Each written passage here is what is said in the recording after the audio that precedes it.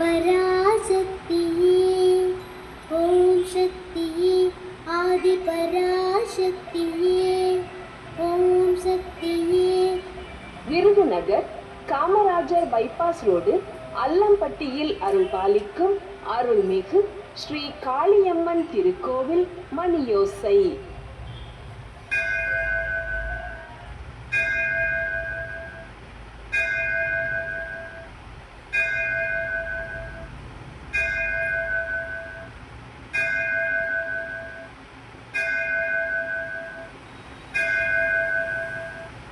நேரம் காலை 8 மணி.